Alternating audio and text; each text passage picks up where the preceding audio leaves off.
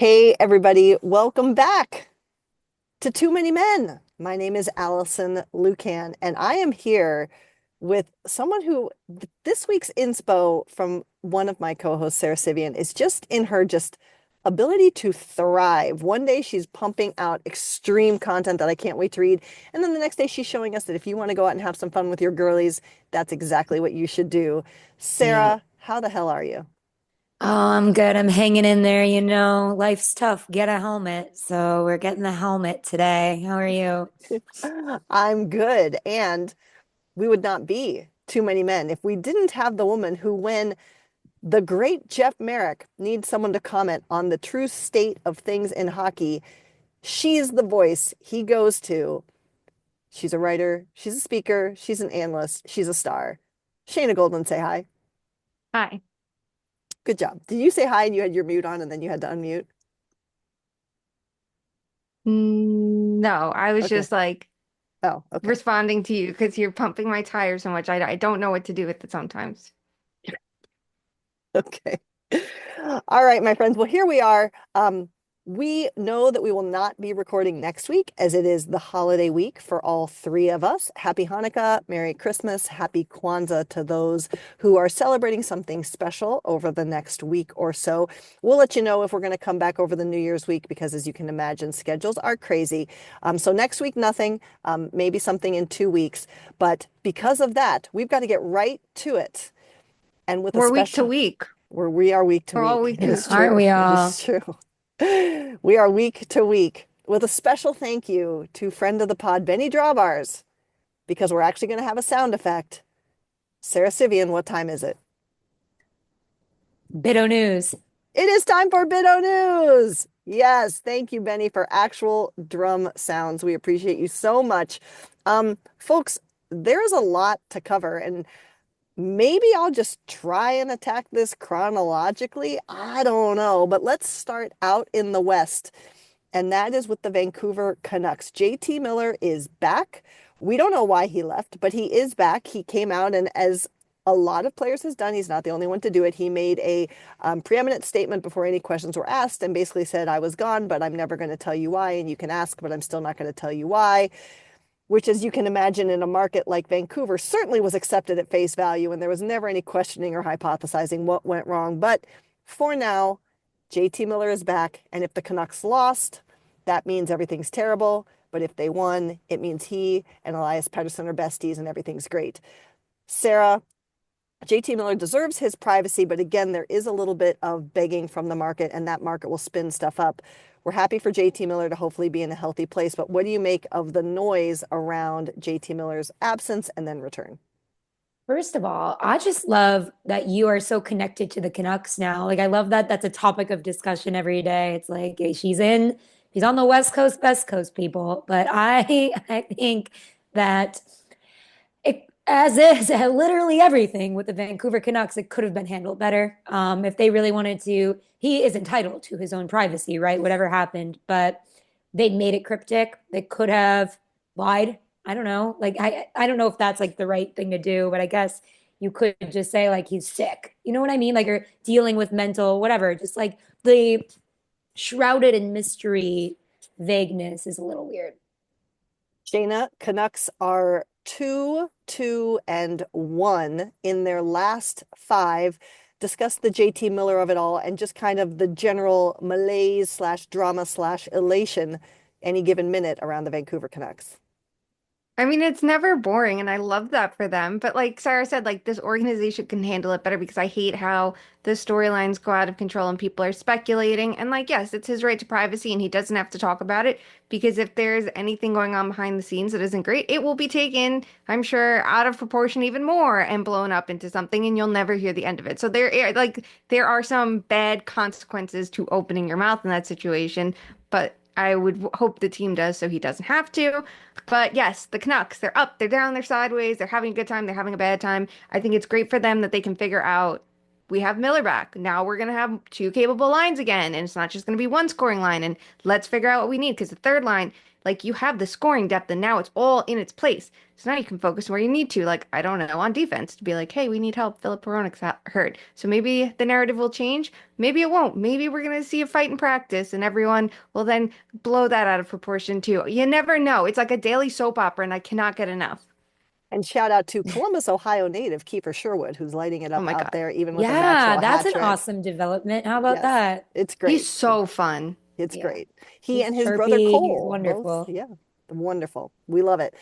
All right, I think I'm doing this chronologically. Let's see if I've got it right. Next up, a player who had spent his entire career in Anaheim, Cam Fowler, and it was reportedly based on his request and urging, is traded out of Anaheim to St. Louis. Anaheim is retaining salary. There were some picks and some additional players involved, but Cam Fowler was really the big piece moving to the Blues. He slotted right into that lineup the minute after the Blues traded after the trade.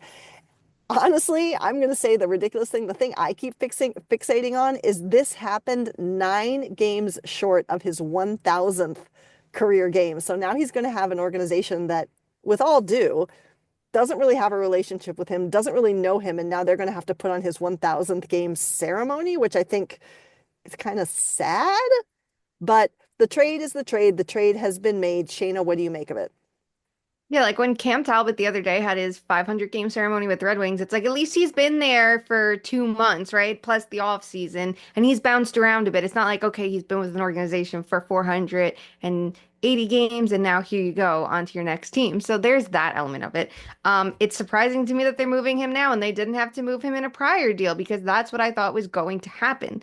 And it's interesting because like that day I was looking up stuff to help Jeremy Rutherford with a blue story, like talking about their defense and the pairs that they've tried, like Broberg and Falk together, or Falk and Parayko, to see like how do they look offensively. And they had a lot of trouble offensively when they were putting Justin Falk with Broberg, and then you like free up Broberg and you're giving up a ton back, but like you're generating something. So it makes sense. They were like, okay, we need to add an offensive spark. Is Cam Fowler that at this point in his career? No. Could he be better with the Blues forwards than he was the Ducks? Maybe, but I look at the Blues and I'm like, why are you going for 30 plus defensemen with term on their contract? I don't care that 38% was retained because that's everyone's like, but no, no. Like it's just go for someone younger. I felt like they were on to something this summer. They knew they needed that younger talent. Now it's like, okay, here's Cam Fowler.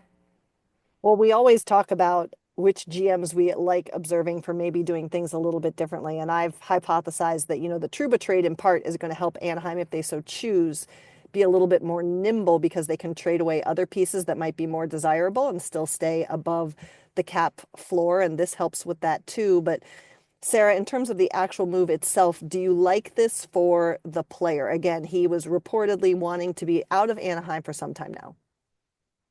That's so random. I mean, I guess wanting to like end your career on a better note, but I'm sad because I like when the foul is on the Ducks. Like Let's that go. was fun, career Duck. But I mean, sure, whatever. What's the meme going around? What the hell? Sure. Like, okay, have fun in St. Louis.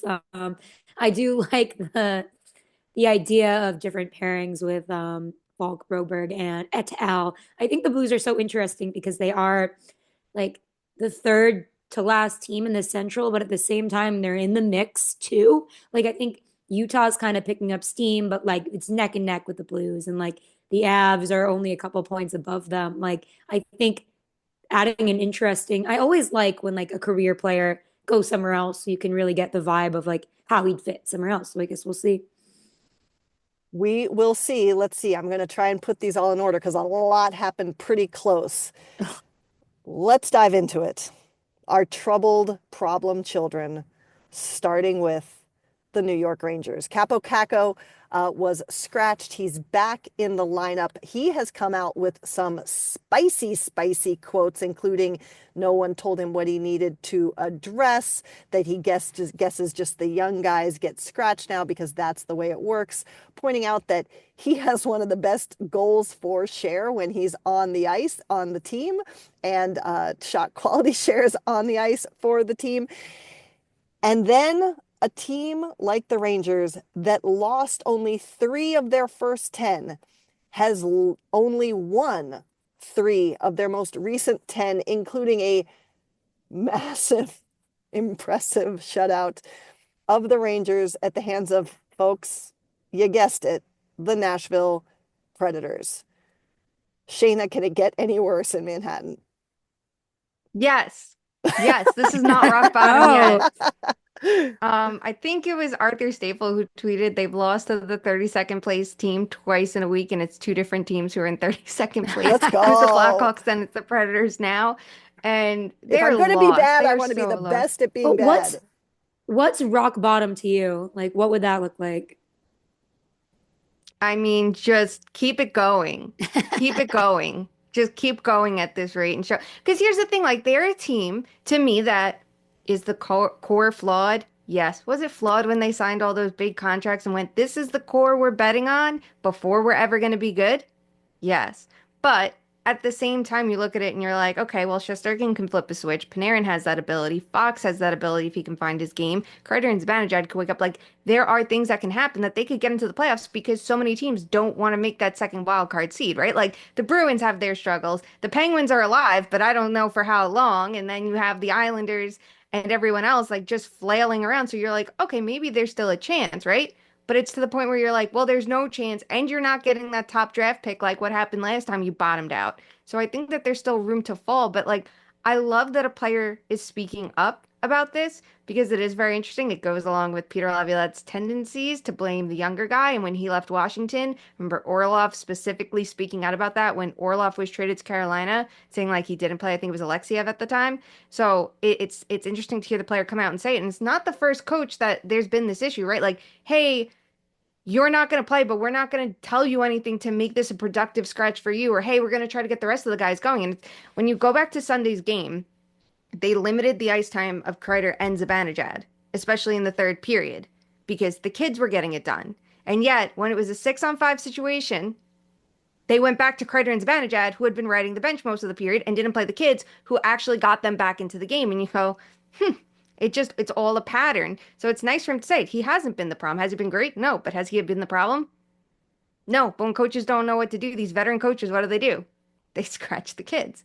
So here it is. I still think there's more to come on that. I think that there are more things happening and whatever, but things are very bad and there doesn't seem to be a light at the end of the tunnel. And like I want to get Sarah's thoughts on it, but I have a Yeah. question for both of you after. So I want to see what direction you take this in. Well, I wanted to ask you, Sara. So if you are, as we know, you can't fire the owner. So if you're the owner, what's your next plan here? Do you fire the coach? Do you fire the GM? Do you continue to make trades? Any or all of the above?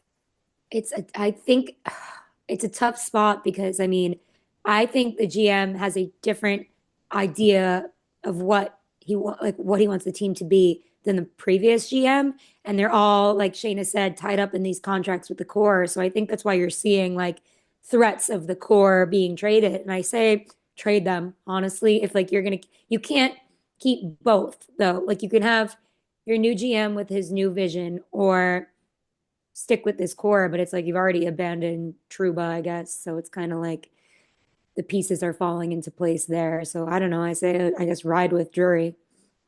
There's Truba in New York. What's your question, Shayna? Okay. So now, like, the whole conversation is like, well, we hear it all week, right? The players are mad at Chris Drury and don't want to do their jobs, and the vibes are off, and the locker room's toxic, and the players are at fault here. And people are like, you're millionaires, do your jobs. And it's like, I look at that and I go, they have a point, right? You're getting paid millions of dollars to play hockey. That is a luxury. Do your damn job and play hockey and get over it. But on the other hand of it, we don't often see players get pissed off at management or, it's the players are against the coaching staff. Like, do the players have a point? Should we see that once in a while where players like rally around and we're like, we also want to be treated right and maybe don't treat players like Barclay Goodrow like garbage and send them to San Jose on waivers to get out of your own like mess. Like, who's right in the situation? Is there context to it? Like, I want your opinion, especially you, Allison, with your leadership background.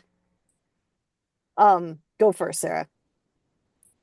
Oh, I think that's really interesting. And like the Barry Trotz element immediately comes to mind when you say that, because I wonder what they're thinking in Nashville, right? With like, he's has coaching and fan favorite and like players coach type mentality, but he's the GM. So I think as you maybe start to see different GM. I think of Kevin Adams too. It's like he was never in an NHL executive spot until now. And I think that the players really love him, even though like he's probably the reason why this is how I don't even know where I'm going with this. But I guess I think it would be smarter for the players to kind of care more about what the GM's doing. But at the same time, it's not under their control. Like a coach can tell you, hi, go do this and you'll get more minutes or whatever. And then they can do that. So I guess they're kind of just wrapped up in the day to day. But I think that's something they could definitely think of more. Yeah, I think sports is weird, right? Because we all know at our jobs, like you can't just walk around the office and pout because then you're going to get fired. But I like as I've been around, like I remember I wrote a piece on all the coaches for the Athletic a long time ago. And the coaches that got the worst coach ratings on HockeyViz on Micah's site were also the ones where players would say the coaches play games. And so I finally was able to decode that and that it was coaches who weren't clear communicators, who weren't interested in understanding things. And then I couple that with Thomas Hickey was on our show here when the Islanders were out here, and we love Thomas Hickey. He's awesome. And we asked him what if I asked him about Patrick Waugh, and I said, this is a coach who innovated with goalie pulling a long time ago. Is he an innovative coach? And Thomas Hickey's answer was really compelling to me. He's like, I don't know that he's innovative like X's and O's wise, but that he's really changed his stance on being more of like a player friendly coach and always defending his players. And I think that we're seeing this clash in a lot of places in hockey and in the world, but the old guard thinks it's the old way. And if you can't adapt to the autonomy and representation that people who aren't your age believe they should have, then you're going to have friction. And so I think that's what's happening here. That's my answer. Very smart, very wise. And yeah, we have to shout out Thomas Hickey. He's so good. Like He's so of the good. new analysts too, like he thinks about the game in such an interesting way from like a player's perspective, but it's so much more than that. Super impressive. Yeah, we love him. All right. So the Rangers, I'm going to be fully admitted, don't come for me, Rangers fans. Like, it's kind of entertaining at this point to take in the shit show that is the Rangers. Our other problem child, who I can't say it's entertaining to take in, it hurts my soul.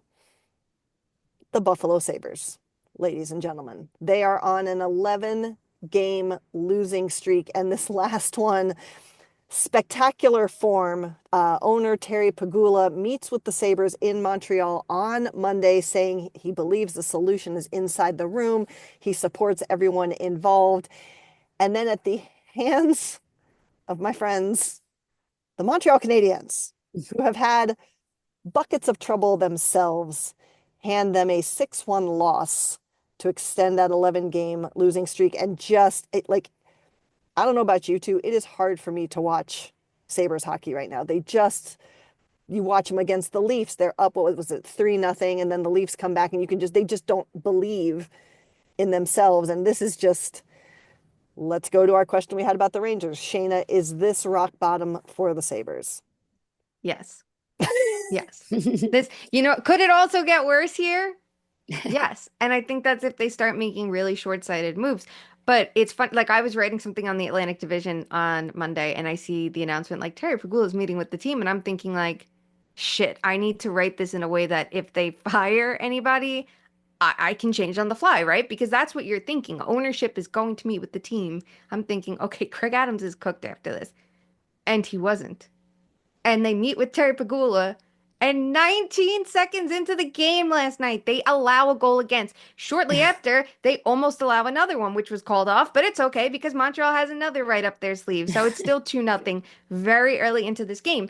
And you're just like, I saw a tweet, I forget who had it, and it was like maybe Terry Pegula should have raised his voice. And I'm like, I don't even think that would have been enough. Flip a table, do something, because it is so tough to see. And like we know development is not linear. It's not a straight line.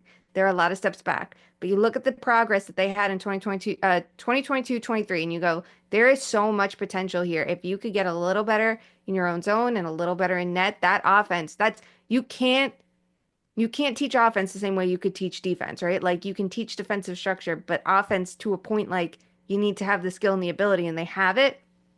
And it's just gone. And you're seeing it from guys like Jack Quinn is struggling. And I know he's had a lot of injuries, but like he's not progressing. Dylan Cousins has completely stalled. Zach Benson, I think, is playing way over his depths right now, trying to get something going. And then even guys like Alex Tuck, like that shouldn't be your best winger.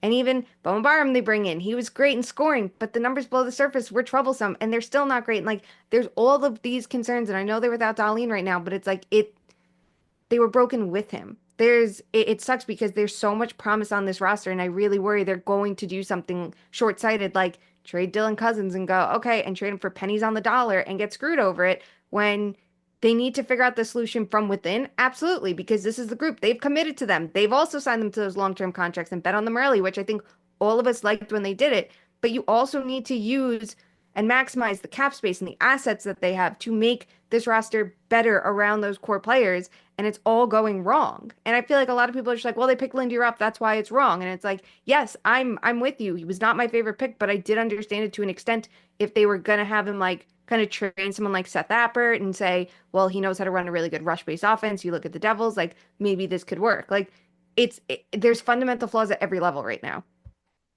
Sarah, I'm going to ask you the same question I asked you about the Rangers because this is a completely different scenario. I'm sure that there are other teams that have had this happen more, but I can't think of in recent history a team other or an organization other than the Buffalo Sabres who, when they try and fix something by making a trade, they watch those players just absolutely go off the minute they're out of that organization. And so you've got to have that in the back of your head. You've got Eichel, you've got even a Montour, you've got a Reinhart, you've got all these guys. What do you do if you're Pagula? Do you fire someone? Do you make a trade? How do you get yourself out of this? I know I was thinking about it last night, and it's like Pagula is the only one that has been there, and he has been the owner for all 14 of these years. And he's gone through, what is it, seven or eight head coaches and three GMs. So it's like, I think you should never have internally hired Kevin Adams. Like you should have sought out a tried and true GM. Like they need some normalcy. Like they need to do the copycat league thing. They need to look at like who has been successful. This is the youngest roster in the NHL. Like you need not old. Like when I say that, I don't mean to say they need to get old veterans, but they need like players that are, I mean, like Chris Kreider-esque, like even a little younger than that, but like anybody that can play on a power play that's like good depth. Like their depth just isn't NHL caliber scoring to me. I tell you that, like, if you're a Sabres fan, God bless. We do want to give one shout out, one positive from that game last night between the Habs and the Sabres is that friend of the pod, Patrik Laine, comes away with a hat trick. I believe all three power play goals. Is that correct? Yep. All three power play. And he even has a fun quote where he basically says in post that it wasn't one of his best games. He just happened to score goals. And for a player who's been through a lot, both with his body and his mind, he now has 6 goals in 7 games with Montreal. It seems to be a little bit of a bright spot for another organization that hasn't had the most fun season. So shout out to Line. Is there anything either of you guys want to add on that? All 6 goals are power play. And I That's kind of awesome. love that for him because it's like after he missed so much time this year and last year, I don't expect him to have his 5-on-5 legs, right? Like that is going to take time to get, and you're not going to get it as easily in Montreal when they have their own 5-on-5 issues. But the fact that he's doing what he's best at, which is scoring goals on the power play and just ripping shots, that's special because we were missing that from him the last 2 years, really, right? You go back to his last complete season, it's like, well, he's moving the puck better, and look, he's good in transition. That's great. But he wasn't doing what he does best. He needs to find a way to channel it all together. So it's a good start. I'm very excited to keep watching him. All right. It is the holiday season. So I thought it would only be appropriate to give you all a gift and bring back everybody's favorite segment. Shayna, what time is it? I don't know if you can hear Mika screaming. She's pumped. She loves the Leafs. It's how does it affect the Leafs? How does it affect the Leafs, my friends? Listen, For years, this was an organization where one of the main themes was they need better goaltending. Well, they got it. They make a great trade bringing in Anthony Stolarz. He's been very, very good for them. And then he's pulled out of a game. He plays the first period, doesn't play the rest of the game. And at first, it didn't sound bad. Everything seemed fine. Austin Matthews is just day to day. He's certainly not traveling to Europe to get some sort of major mystery procedure that we'll never know. But it came out yesterday that now Stolarz will be out 4 to 6 weeks after an MRI revealed what he called a pebble in his knee. And folks, it's not an actual pebble. It sounds like something dislodged, maybe a piece of bone or something of that nature that is like the size and shape of a pebble that needs to be removed. And he needs to heal. Here we are, the Leafs netminding potentially in turmoil. Sara, how much are the Leafs affected?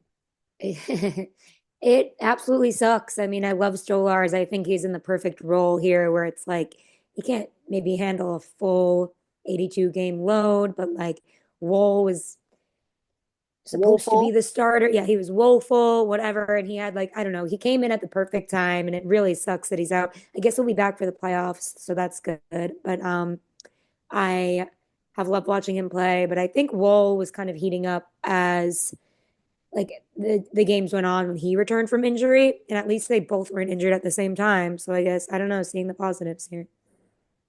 Shayna, will Matt Murray play for the Toronto Maple Leafs?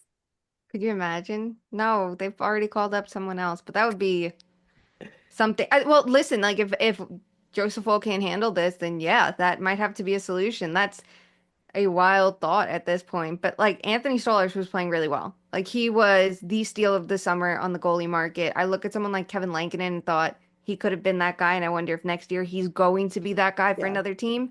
Um, but like he's like third in goals saved above expected, and some of it's inflated because he's had some like really, really, really excellent starts. I know his game against Washington recently was one of them, but he's giving them a chance to win most nights, which you couldn't say about their goaltending before. And when Woll came back from injury, like they needed someone else to step it up. And Stolarz took on that workload and was like, I'll be the number one. So this is a good chance to see what they have in Joseph Woll and make sure like, okay, you're still hitting your stride and you could take on that number one capacity too.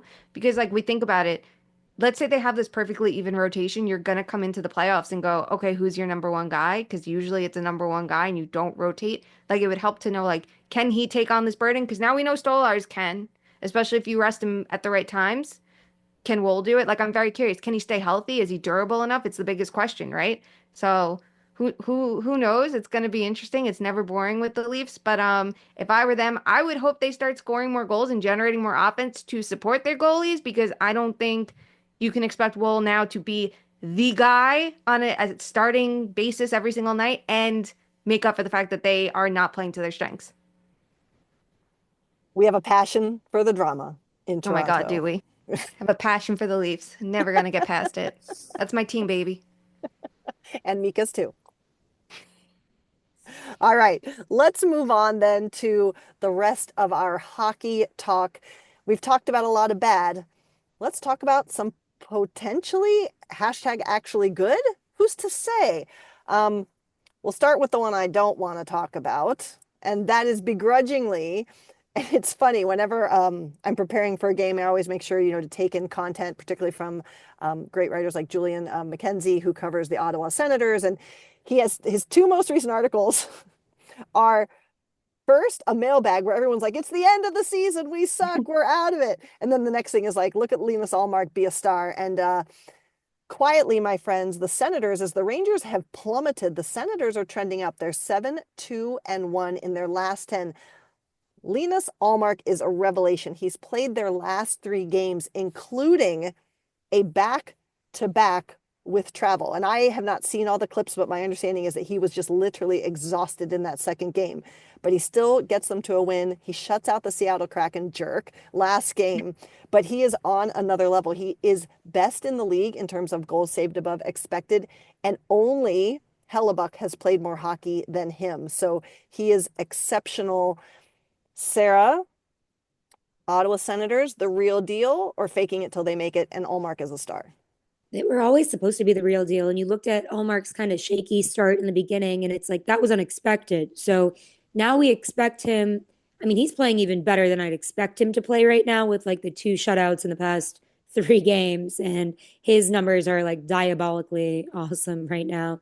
You love to see it. I love that guy. He's a great guy, a great player when he's in the zone, and he's like a good calming veteran presence for the rest of the team. Like he's a very good stabilizing goalie, and that's exactly what he's doing right now. And I think it gives them enough momentum to build off and to be the team they're supposed to be. Shayna, with the Rangers falling, as I said, the Senators are in a playoff spot. Are they going to be in a playoff spot when the season ends? Wouldn't that be fun? We've been waiting for someone in the Atlantic to run with the opportunity, and I feel like this is your best chance yet. My one worry is that every time in the last couple of years, the Senators go on this little run and show, hey, we're the pesky Sens and we have potential, they go into this like horrible streak. Someone tweeted it. I'm blanking on who it was. I'm sorry, but it showed over the last couple of years. Like here's a 5 game winning streak, and then they go in 1-5-1 and fall out of playoff spot and miss and things like that. So I hope that doesn't happen here because we've seen like bits of progress all year, right? Like in the beginning of the year, you're seeing how good they were against the Rush, and you're like, wow, that's the defense they've been missing. And it's funny because Julie and I were planning on doing a story about Shabbat and Jensen, and we were so excited. And then they played that game against the Oilers, and immediately it was like, no, that story's not happening. Can't write about it. And then they went through some shit defensively, and the goaltending wasn't great when Olmark came back from injury. But he's stabilizing them from the back end. The defense is a lot better under this coaching staff, and now it's starting to come together. Like you're seeing the vision here. But Olmark has given them exactly what they were missing last year. And you're seeing guys like Stutzla too. Like he is a star. He looks so much better defensively over the last year. The offense is there. And it's like you're just seeing it come together. So I'm hoping for the best for them because you want to see these teams stop spinning their wheels and progress. And it feels like this is maybe the strongest building block they've had in the last couple of years. Well, the team is going to be on a 9 game road trip, obviously broken up by the holiday break while the World Juniors are conducted in Canada's capital. So we'll see. And Allmark's not going to be able to play every game. You can't beat him up and put him into an injury situation either. So if Forsberg is hurt long term, it's going to be interesting to watch. Let's talk about another team that, let's be real, we knew it is probably already actually good, and that is the Edmonton Oilers. They had kind of a mid start, but they are now 8-2-0 in the last 10. We kind of guessed that this was a team maybe just going through a finals hangover and that they would rebound and get into form as the season went on and things got serious. Sara, Edmonton Oilers actually good? Yeah, it's literally just Zach Hyman scoring more goals, in my opinion. I think With a Leon broken Draisaitl has a face. really, yeah, I think Leon Draisaitl has a really good like moment to shine, especially with McDavid out for those few games. He just like kept going, and now he is a huge impetus of this. Stu Skin was doing well until that fateful Panthers game, Oh, but I mean that's just like they have his number, so I'm excited to see how he bounces back from that. But it really is just like this team thrives on when you're scoring. Like it's as simple as that. Like it's just based on goal scorers scoring goals. And sometimes that doesn't happen, but it usually just comes back to life. it does. Shayna, your thoughts on the Edmonton Oilers? The team with no They're good. soul, but still wins. They are good. No, it's like the supporting cast is still an issue for me, right? Like Podkolzin, I think you see he works his ass off every shift, and I'd like to see him get the results. I want to see guys like Jeff Skinner do well there, and Arvidsson if he when he eventually returns, like what he can do in the lineup. But the fact that guys like Connor Brown, they're chipping in goals, like that's huge because it didn't happen for him last year, and I think he really can add something to the mix. But a big part of it too is like you look at Draisaitl, I don't know, a couple weeks ago, and it's like he's atop the scoring charts. Maybe he'll win the Rocket. I think that's so great and wonderful. But you look at it and you're like, he's shooting at a really high clip. I don't know if that's sustainable. But the other part of it was you're like, he's scoring a lot at even strength, which is not always the case. And you're like, the power play goals are going to come. And now they are. I feel like over the last week, you just see him really picking up the pace, scoring from the dry sidle, Very good. and Wow. just, you know, copyrighted by Alison Lucan, not me. Everyone, I am not that witty, but I think he's having such a fun season, and I love it too because he signed that big contract, and people are waiting to be like, oh, he's not worth it, and oh, he's overpaid, and it's like I would just want to see him absolutely crush it. So yeah, the more the supporting cast comes around them, the better they're going to be. But if the top guys can be the top guys, it can push them forward while everyone else is kind of like rounding into form. Or they don't round into form, and then you have to go shopping at the deadline. Who's to say? Who's to say? All right, there's one team, and I'm going to go ahead and say that this is a mid pick, and maybe we're just looking at a spur of good luck because Sidney Crosby is still very good at hockey. But the Pittsburgh Penguins, not completely out of it. They're 7-2-1 also in their last 10 and came all the way back to beat LA, a very good team, especially right now, in overtime. And everyone's going to disagree with me, I know, but I thought those Pittsburgh jerseys were absolutely goddamn hideous. I hated them. 3-2 over the Kings. Penguins, so back or so not back, Sarah? No, they're frauds. This is pissing me off. Like, why are you just be bad? Like, come on, you're not good. Everybody knows it. Did you like the jerseys or no? Um, With the Pittsburgh spelled out down a diagonal across the jersey? no, not everybody has to do that. That's like Yes. my final take on that. Not everybody. You already have great alternates with like the light blue, whatever people think about those. Just keep it simple with that. I feel like if your name is over 8 letters, you should not go diagonal. It was like 12-point Yeah, font. Like I was like, what are we doing? that's Shayna, frauds or not? They're frauds. But Jerseys, bad or good? I don't love those, but my bigger issue isn't even with the diagonal Pittsburgh. It's like the corner, the shoulder patch that they chose. I'm like, Mm. that you could have done better. I don't totally hate them, but I feel like they have so many better looks that I'd rather see them just go for like other throwbacky vibes. But no, like they're frauds, but there are encouraging signs. Like the goaltending is not killing them. The defense is playing better, and they know like they have a little bit more goalie support, and they're scoring. Like Raquel's killing it. They're scoring more without Crosby scoring. He's still playing great, but he doesn't have the results right now. So it's nice to see others stepping up. But I like the approach that they're taking. I don't think that they're going to be fooled by this and be like, we're a playoff team. I think they're like, we know we need to get younger and better. And going for the trades for guys like Tomasino is exactly what that, here's top guys that have potential top guys that have fallen out of favor. They're young, they have potential. Go play them in Pittsburgh and see what the Sidney Crosby effect can do. Like I kind of love that for them. So if they can stay on that path and you keep seeing guys like Pickering, you know, progress and develop, then you're onto something because they're doing this now without Marcus Pettersson, who's probably the best defenseman and their biggest trade chip. They're not going to be good. Let's just No. accept it and move on.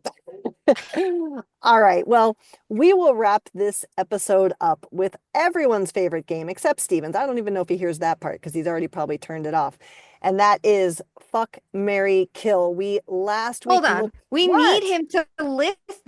We have a bone to pick. Steven better be listening to this right now. Okay, If I'm you don't ready. want to listen to Fuck, Marry, Kill, just mute us and play the rest of the podcast. It's the same as our slow Slow scrolling. You got to scroll. give us a Yes. listen to the end. Yeah, just mute us and play it. It's fine.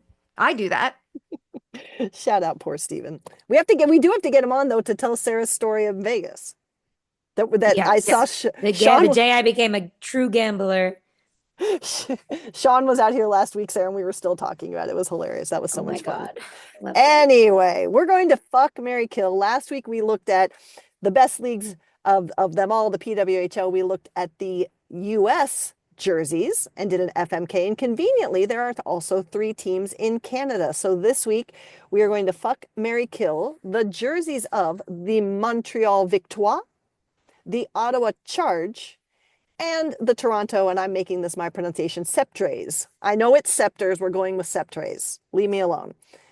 Sarah, are you equipped and ready to give us your fuck, marry, kill of those 3? No, Shayna, go first. Okay, Shayna, go first. Okay.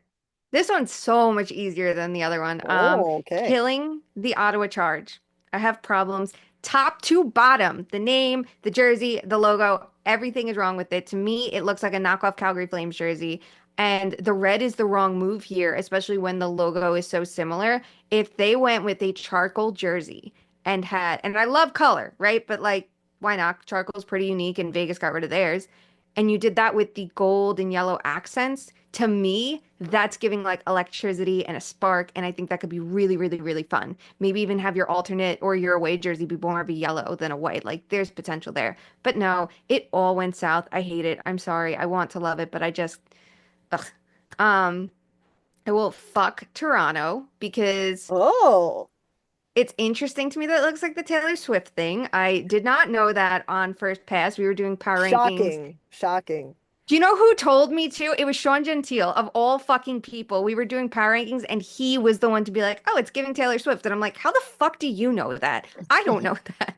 But I do, it looks like a St. Louis Blues jersey. I like the color scheme and I like the logo, but I just feel like if you're going to go with those very similar colors to the Blues, I wish the striping pattern was a little more unique, but I do like it. I will marry Montreal. It is perfection. The name is perfect. The logo is perfect. The colors are perfect to go with the cream as the away jersey. 10 out of 10, no notes. The light blue accents, everything about it on its own, each level, I like. And then you put it all together and it's top to bottom, like one of my favorite jerseys out there, period. Sarah, agree or disagree? Yeah, we have the same exact rankings, and Ooh, this one is pretty easy. Just, yeah, the Ottawa Charge, it does look like a knockoff. It looks like it would be in like the One Tree Hill of hockey. Like that's what you'd wear in your high school drama on whatever. Okay, so we're killing that. We are fucking the Taylor Swift jersey because I think that's great. I think that it really does look like hers, and I wonder if it was inspired by it, but I still think it's pretty sick. Like I like the TS Toronto Skepters, whatever. I am marrying Montreal. I agree about with the cream. I think cream, like Columbus does this too, and it looks so good yeah. with the jerseys. Like a well executed cream is everything. And I like the color red too, and I like the whole concept in the color palette. All right. I'm going to make one change in my rankings. I do agree that we have to kill the Ottawa ones. It looks like a bad clip art, like someone used clip art to Yeah. try and recreate the Flames jersey, and this was the best they could do. Or it's like, when you see those, like, here's how to learn how to draw a cat, and then they show someone like actually doing it, and it looks like a blob with eyes or something. Like what it's giving me. Um, I am actually going to fuck the Victoire. I like their jerseys and I respect the color palette, but there's something about the logo it just crosses the line of too much for me personally, but I still very, very, very much like it. And I am marrying the Septres because when I just like first look, that was the one that popped to me. That was the one I loved, and I think it's fun. And I actually like it without it having anything to do with Taylor Swift. So those are my rankings, Sarah. Those are my rankings. I think Classic. subconsciously, the Taylor Swift connection just is too big to ignore. It's possible. It's possible. Maybe we'll allow for that consideration. All right, my friends. Well, that will do it for us. Again, no episode next week. We are going to enjoy some downtime and celebrate the holidays. We hope each of you can do the same, but we'll still be posting. We appreciate when people call out a Too Many Men call. We appreciate when people let us know their thoughts on something that's going on. We love to hear from you. You can connect with us on social. We are at 2_much_man on Instagram and Twitter. We are 2_much_man on Blue Sky. On YouTube, we are at youtube.com/at 2_much_man. You can get our merch. Who's to say you can't get a Christmas gift still? Why not? Print out a picture, say, people, this is on the way to you. TooManyMenMerch.com, the best place to get gifts for everyone you love and even people you hate. Why not piss them off with some Too Many Men gear? Who's to say? All right. Classic. And until we talk again in 2 weeks, potentially, we'll keep you up to date. We ask you all to please do something, no matter how big or small, to make sure hockey truly is for everyone. We will talk to you soon. Love you. Bye.